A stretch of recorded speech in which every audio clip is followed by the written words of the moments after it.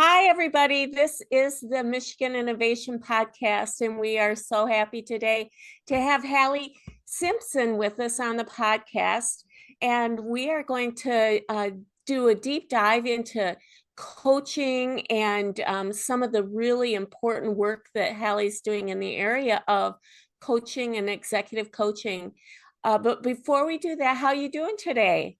I'm doing great. I'm so happy to be here. Thank you so much for the invitation, Rose. Oh, you bet. Well, once I met you, I just knew that I had to have you on the podcast. You're a special individual, and I can't wait to introduce you to our audience. And so, as we do on every Michigan Innovation podcast, the first thing we like to do is to get to know our guest. And so, Halle, would you tell us a little bit about yourself and where did you come from and what's Halle all about? Sure, absolutely. Well, I will start off by saying I am a Hoosier. I'm transplanted to Michigan from Indiana, where I spent most of my life. But grew up outside of Indianapolis, and went to Indiana University. I actually have a degree in biology and business and psych minor, thinking that I was going to go into like the medical field at some point. But in college, after freshman year, I got a job selling knives. Many people are familiar with that summer work as a college kid. And that was my introduction into self-employment, entrepreneurship, commission-based work, professional and personal development being closely intertwined. And I got to see the direct cause and effect of my own honing my own work ethic and how that impacted my income. And so that was a really worthwhile thing to learn at such an early age. But I did that for 4 years through college and then took a detour after graduation into the corporate world. And only was there for a hot minute before I just decided being an employee was not for me. And so spent 15 years in the beauty industry, cosmetics, working with the company that gives away pink Cadillacs. So Awesome. I know. I heard that. I was so impressed. I mean, it's a top line cosmetics firm, and talk about an inspirational leader. Mary Kay was unbelievable in her day, and she just was a trailblazer for us women entrepreneurs. And I know she's looking down upon you, and I'm sure she's super proud of what her legacy has done to you and to shape your career. well, thank you so much. It was definitely, growing up, there's all things that we experience growing up that some set us up very well for adult life and others don't. And Mary Kay was a place where I got paid to work on myself. And Aw. I'm very grateful for the culture and the women that I was surrounded by that just taught me things I would not have otherwise known. I don't So know if I told you, but I interviewed with them in Dallas at their headquarters. you did? I did I not know did. that. Yeah, I didn't think I told you that part. Yeah, I was a packaging engineer from Michigan State, and I wanted to live in Dallas, and that's where their headquarters is. And Yep. so my best friend moved there, and I had done an internship with IBM, so I wasn't into, consumer product packaging. I was more into industrials packaging. I had my 6-month internship, but that branded me as an industrial packaging person. So when I interviewed for Mary Kay, I didn't fit their mold of being a consumer packaging. So I didn't make the cut there, and I went back to IBM and got my full-time job there. But I got to go into the headquarters, and I learned a lot about their background and their story. I don't even want to tell you that was 1980 I when I did love. that interview, but it was an interesting era. Anyway, back to you. That's probably why I was so tickled when I heard that you had how many pink Cadillacs did you get? 5. 5 Cadillacs. Oh, Yeah, Rose, I was awesome. so spoiled. I didn't have to buy a car until I was like right around 40. I Unbelievable. just was accustomed to every 2 years, bring my old car into the dealership, drop it off and pick up the keys to a new car and walk out with a couple signatures. Brand new Cadillac as a young Yeah. lady. Oh, that's amazing. Good And job. you never had to remember where you parked in a parking lot. You just walked out and And looked they at the were well car. done. It wasn't like chartreuse. It was just such a beautiful, subtle color. I just have nothing but respect for you and for that company. Wow. So that was an awesome origin story. Then how did you end up in coaching? So after, excuse me, after 15 years, 16 years of doing Mary Kay, and then I had sold knives in college, that was 20 years of sales experience. I was just, sales is a treadmill. And I felt like I was done being the person that people didn't want to keep their appointment with. Like everybody's trying to weasel out of their appointment with the salespeople. So, and I also working in an environment of all women, I was just ready for a change. I was ready for mixed company. So I didn't know what I wanted to do. I went and sold advertising for a friend's company for a few months. And what that really gave me was 3 months of windshield time, just thinking in my head and unpacking things and kind of analyzing. And yeah, I talked with a friend who had left Mary Kay and gone into coaching. And she said, Halle, come work with me. You know how to coach. Because I had essentially been doing that inside Mary Kay for 13 years. It was a very coaching centric culture. So within a week of that conversation with her, I had quit the advertising job, enrolled in coaching school, ordered textbooks, gotten business cards. Boom. It was like, I just knew. Wow. That Um, took a lot of guts. Sometimes you just know something, and I learn by doing. Mm. So even though it feels risky, sometimes you just know the moment you have to jump, and you can't wait for confidence. You can't wait for reassurance. You just have to find the courage and trust and do it. And that was totally one of those moments. But I felt like this is what my life has been preparing me to do.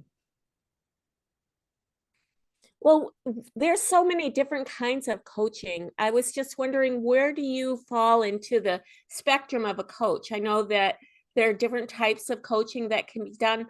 What is your method or your coaching type? Yeah, great question. So a, a lot of people use the term coach. With the lane that I fall in is I am a trained life coach. And what that means is that there is an art to having a conversation that a life coach or a trained coach knows. It's done in a way where the client actually their own kind of brilliance, things that they're thinking, but they don't even know that they're thinking, get pulled out. And it's a structure of having a conversation. And yet I love the subject of leadership and business. So I bring that into working with business owners and leaders. The higher you get on the food chain, so to speak, the lonelier the space is and the fewer people you have to confide in. And many of us do not know what we're thinking until we get a chance to say it, to talk it out. But it has to be a really safe space to do that. So I consider myself really like a thinking partner for business owners who are navigating who they are holistically. It may be they're not feeling passionate about their work anymore, but they've built this thing. How do they find that passion back? It could be that they're bumping up against their own leadership capability and they need to kind of remove some obstacles to really being the leader that they want to be and are destined to be. And then some leaders and business owners just need some accountability and somebody to help them put together a plan so they don't have that like bright, shiny thing squirrel syndrome that can show up. So So let me just stop you there. Okay. So you do a life coaching, which is every spectrum of a person, their whole life, whether it's their financial, romantic, career, that's a health. good point. So I do not touch finances. I do not touch marriage. And when people are looking for like health and wellness, that's kind of out of my realm. Okay. So So I as a can, life coach, are you, let's zoom in on the part of life that you like to coach in. yep. I like to coach in basically somebody's fulfillment, their goals, their future, their vision, what brings them a sense of adventure, how they are wired. When we understand our own wiring, it's a lot easier to make decisions with of things that cross our path. We can find Okay. alignment, and And that, so then with that, sorry, then I want to stay with you here. So with that, no wonder you focus on business and leadership because, it sounds like those individuals have passion. They're lonely at the top, like you say. It's a lonely, the farther you become up the ladder, the less people you have as a peer. I know that when I was struggling with that before I even had a coach, I joined, certain organizations like the Women's President Organization, but I could only see those ladies once a month. And it was a very short meeting, and there were 20 of us in a room. And we really never got to, you really don't bare your soul in those environments. So, but I did love those moments because finally I can talk turkey with people that might understand what I'm going through. And so I definitely see the niche that you're in. And it is a niche that is so important because those people really need to have someone that they can talk to about their dreams and their passions and the obstacles that always come up. I mean, that everyone I've ever met that have those type of aspirations have just as many or twice as many obstacles and problems to overcome to really get to those lofty heights. And so thank you for clarifying the kind of coach that you are.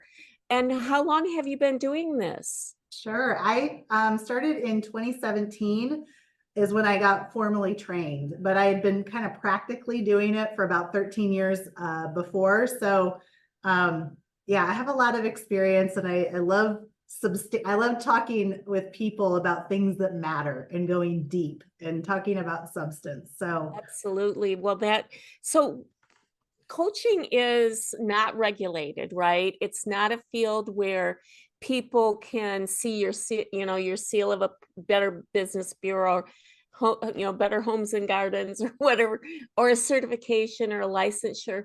How do we know when we're looking for someone to help guide us? And the word today is coach. How do we know a good one from a not so good one?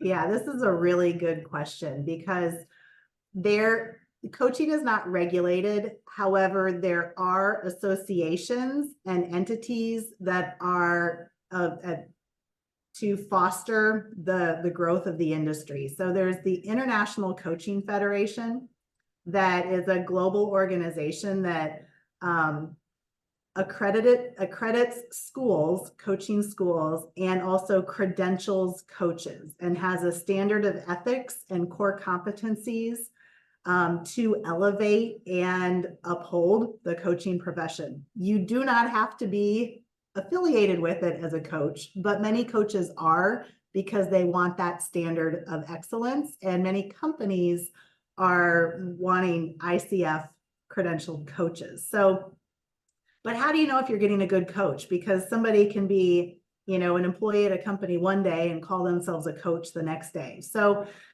I think it's important that when you are looking for a coach, one, you ask that coach some questions to understand their background. Things like, how did you arrive at this profession? What's your experience or what's your education? There are some fabulous coaches who have never gotten educated by a coaching school, but they have a wealth and a skill set that is very valuable in the coaching space. And then there's other coaches that they have been classically and formally trained, and it is astonishing at the skill set that they have, that they can, what they can evoke and bring out in a conversation. So ask somebody about their history. Ask somebody what the results are that they've gotten with clients. They should have a history and stories they can share with you of tangible, meaningful, transformative progress that they've witnessed and facilitated. Well, And that is excellent, because that's my next question is, how do you make those happen? What is some of the biggest opportunities for that transformation for a client? How do you recognize it? How do you act upon it? What's the process, and how do you know that when you're working with a business, to say you're working with a business owner or an entrepreneur, someone like that, how do you do it? so what it looks like at the beginning of a coaching relationship, I have a conversation to find out from them what they want to get out of it, what the goals are that they want to achieve, or what the challenges are that they want to work through. And I have the client name the goal for the coaching relationship and come up with multiple of those goals. I have a minimum of 6 months that I work with people. And through that, there's kind of two lanes of things that we'll see transformation in. One is actual, tangible, external reaching of the goal, progress towards the goal. But the second is the change inside their head, how they're thinking about things, blind spots that are being removed, patterns that they are habitually in that they don't even recognize how it's getting in their way. And about 2 to 4 months into a coaching relationship is when the needle starts to move and people feel differently inside. Their stress level changes, the feeling of progress that they're wanting is coming. And sometimes then the goal actually changes because they realize what the original goal was right. They Wow, some clarity, they move further really down the amazing. path and realize it's a different goal. So yeah, so That there's is something. lots of opportunities. Well, that just makes me, do you have of course, don't name any names, but do you have any examples or any stories you're willing to share with us about a transformation? Sure. Um, let's see, which one comes to mind? Well, one is a client that I've worked with for about 5 or 6 years now. When I first started working with him, he was a solopreneur. He had at once owned a different company and had about 30 people working for him and had some PTSD from leading a team that large. Mm. And this new company, he was hesitant about growing it. Now he has about 25 people that work for him. Wow. And we reframed his thinking and got rid of some of the fears and the beliefs that he was holding on to that were preventing him from growing. Wow.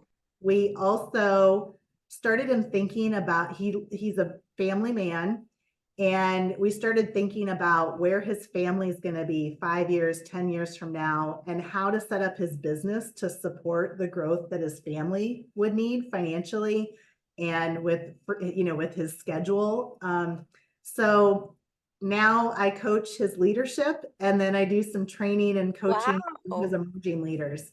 Oh, So that's awesome. yeah, it's been really cool to see his business just You're explode. definitely an extension of his team now. Yes, very much so. Oh, and I bet you're very invested, Mm-hmm. really invested in their success. Yeah, I am. That's Um, amazing. I love that story. I think that uh that's unique. Usually the coach works one-on-one with the person and talk about family, talk about company, but to be embraced and you're really enmeshed mhm. in his dreams and goals. He's very lucky to have you. So with your now where do you do the coaching? Do you do it just in Michigan, or are you across the states, or How does that work? So I work nationwide. When I set up my business, I wanted it to be a geographically independent, and I have clients from coast to coast.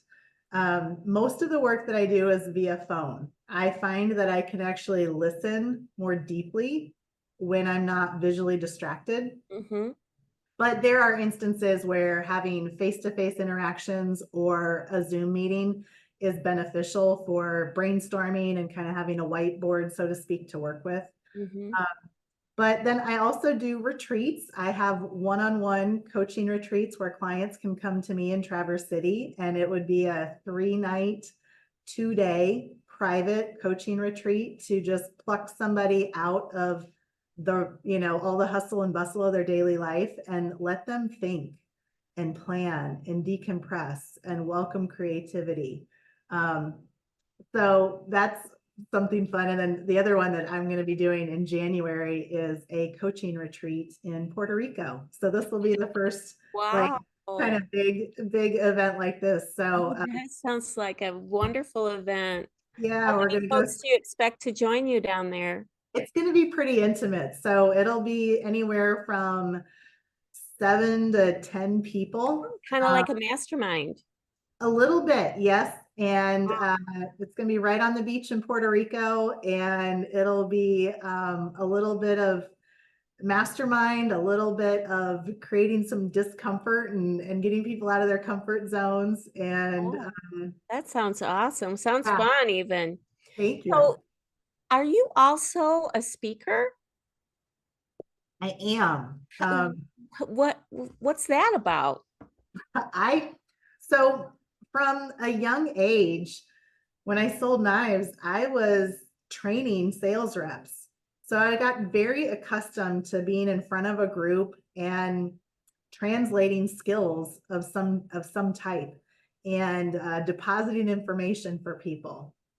So when I started doing this, I love that. I wanted to do more of it, and there's such a market for it. And um, turns out not a lot of people enjoy doing it, and I do. So Oh, and I can see you. I can feel the vibe coming this way with your. right. You have that effervescence and charisma that it takes to be a speaker. And what are some principles that you feel are important for our world to embrace? Like, what are your messages when when you are asked to speak? And if you could, sometimes you're asked to speak on this, speak on that, but if you were able to speak and they said, hey, we just want you to fill an hour, Yep. what would you prefer to speak about? So lately, I have been fascinated and sort of cleansing my brain, so to speak, of this hustle culture that's out there. I think it's very a common thing that people talk about: hustle and work hard and be disciplined. And those are all words that many times people have internal conflict with. Usually when people talk about discipline, they go, I have to be more disciplined, or I'm not disciplined enough. And what comes out is self-shaming. It's things that, it gets them in this negative cycle and usually not feeling really good about themselves. And so I think that there's healthier ways and different ways of thinking about things that actually remove some of that shame and internal tension. So I really love the term being dedicated to something instead of disciplined. Mm. Dedication speaks to hope. It speaks to lifelong commitment. It speaks to the being, committed to the entire journey and allowing missteps and little failures along the way because you're going long term rather than day in and day out perfection. Um, I That's think, a really good distinction. There is a distinction between discipline and destiny, or what did you call it? Dis dedication. Dedication. Yeah. If I'm dedicated, that's more of my heart and my soul rather than my, shame or I have to do this. Mhm. and it's hard and I have to, rather than I'm going to get this thing done. I'm dedicated to it. Like I'm dedicated to my family. I'm Yep. dedicated to my husband, my wife.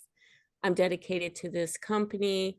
It's got a very different, I completely understand where you're coming from. And I do agree that there's a lot to be said for hard work, Mhm. but there is something to be said on the mindset, like you say, about going about that hard work. It's really very cool. I love that. That Thank makes you. a lot of sense. It really Thank you. does. So I was just wanting to ask you, Haley, what else would you like us to know about your coaching business? And, how do we get a hold of you? What if someone wants to work with you? They're interested in just maybe learning more about you. How can we help? How can we find you? Absolutely. So my name, Halle, Halle Simpson. It's pretty unique. But I've got a website, hallesimpson.com. You can also search for me on Instagram and LinkedIn and Facebook. Um, and I encourage people that if they have never worked with a coach before, have a complimentary consultation. A coach who is really knows what they're doing and will oftentimes offer a complimentary conversation. And I set aside 90 minutes to get to know somebody, to find out what it is that they want to work on and give them the experience of coaching with me. It's actually a mutual interview. It's both of us seeing if there's synergy in the conversation and that could birth the results and the growth that somebody wants. So it's as much for me as it is for them to see if it feels like a fit. And I'm happy to extend that to your listeners. Oh, wow, that's so generous. That's a long time too. 90 minutes is a lot. So I bet they walk away with some action items. They do. People walk away with something tangible that can move the needle forward in a place they've been stuck. That's very, very important. And I think that's so valuable. The area of coaching is so popular these days. And so I would encourage, but there's a lot of people that just are kind of standing back. First thing I always thought when I first considered a coach is me, like me, a coach for me. Why would I do that for me? As an employer, I always was trying to, I need to get my programmers a certification in, Java, or I need to get, my HR person certified in SHRM, or I needed to, but when it came down to me, I would take myself off to maybe an American Management Association class on M&A or something like that. But my first thought of getting a coach for myself, it was really sort of, I felt a little bit, I don't know what to say, how I can say this, but I felt like I didn't deserve it. I felt like I need to spend this money on my team. I need to spend this money on, something to do with accounting. Um, but I had to overcome that. Yes. I had to overcome that. Hey, maybe I am worth it. I don't Mhm. know. Do you run across that ever? All the time. We feel imposter syndrome. We feel like it's indulgent. We feel, That was it. I think that okay. was the word I was trying to find. It's that, am I being, making me, because back in the day it was just professional athletes that had a coach. And so who do I think I am, Michael Jordan? you know I'm just trying to run my little business here. I'm no Michael Jordan needing a coach. And maybe I'm just aging myself, but I just didn't understand why. But they're so valuable. I've had coaches.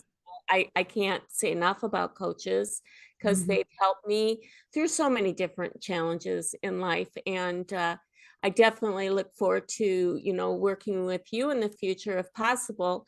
But I just wonder if any of the folks out there in the audience might feel that way. How do you help them overcome that? Yeah, well, you have to be willing to be coachable for the coaching to work. So if you are going, I am not worthy, or this is not going to be worth it, then that could inhibit the effectiveness of coaching. But I would say have a complimentary consultation, have that first phone call, and show up being as vulnerable as you know how to be. The more vulnerable you can be, that's going to be a confidential space that you have, but you will get to experience what the transformation is like. It's one thing to hear about it from somebody else. It's another thing to feel the obstacle that you are intimately familiar with move. Hmm. And that is the biggest proof in the pudding. And what a coach does is it helps to accelerate you moving beyond where you are. Wow, And that's so inspiring. you So buy time, yeah. accelerate time. It's You worth it. accelerate your success. Wow. Well, that's a great way to wrap up the podcast. I just really, and what your websites, you gave us your website. I'll put it in the link below. We'll definitely be able to see you back here in a year or so to see I how you're love doing, that.